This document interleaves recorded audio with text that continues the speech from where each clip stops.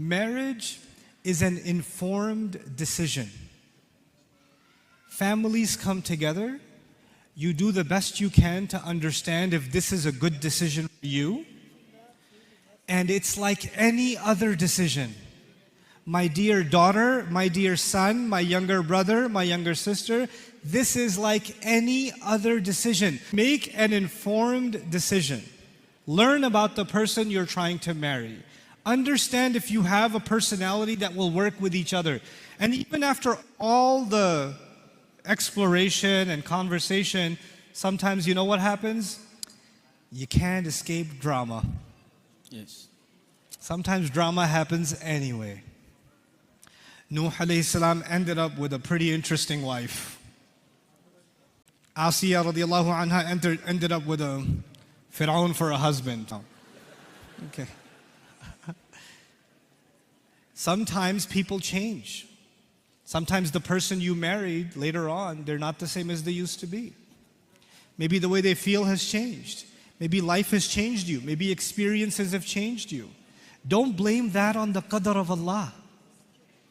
That's not the qadr of Allah. That's life. Life happens.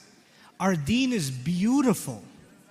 It's absolutely beautiful. It gave us a way to understand the marriage relationship. The advice I will give you about marriage, the one thing I will tell you about marriage that people don't pay attention to. I want to marry her because I love her. Shut up. I want to marry him for deen. You're not marrying a beard. You're marrying a human. You could be religious, pray 5 times, and you could still hate their guts. Just because someone is practicing their deen does not make them a good person in every other way. There are plenty of people that have an anger problem and they go to Hajj every year, but they still have an anger problem. So, what I'm trying to get at, Allah mentioned one thing about marriage that is on top. Number 1. Everything else is later. وَمِنْ آيَاتِهِ أَنْ خَلَقَ لَكُم مِّنْ أَنفُسِكُمْ أَزْوَاجًا لِتَسْكُنُوا إِلَيْهَا. لِتَسْكُنُوا. This is called lam al-ta'lil. He said He made you into spouses for the purpose that you could find peace. For what purpose? Say it. You could find peace. Number 1 is peace. Now, what does that mean? That means when you love someone, but sometimes you can love someone without respecting them. You can love someone without being honest to them. You can love someone without caring for them properly. You can love someone but hate their family. And all of these things, you know what they do? They take away the peace. So even if love is there, peace is not there. And when peace is not there, the purpose of the marriage is gone.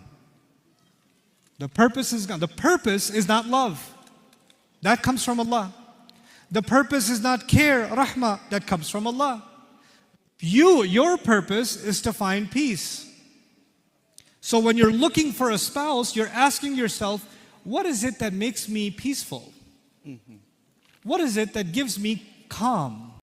My wife, my husband, they should be my calm. When I talk to them, my stress goes down. My anxiety goes down. My anger disappears. Because all the storms in my life, my spouse gets rid of them. That's the kind of person I want to marry. Now, if you're talking to someone and already there's drama, there's already a temper problem, there's already attitude, there's already difficulty in communication, and you're ignoring it because you love him too much, then you're not going to have peace later. You're simply not going to have it. This is actually the primary objective. And young men and women, when you get married, the most important conversation is going to be, what gives you peace? Tell me. What gives you peace? How can I give you that peace? And what gives you peace? How can I give you that peace? لِتَسْكُنُوا إِلَيْهَا. So you can give each other peace. You give each other sakina. That's it. You know what most people suffer from? marriages and drama. No peace. No peace.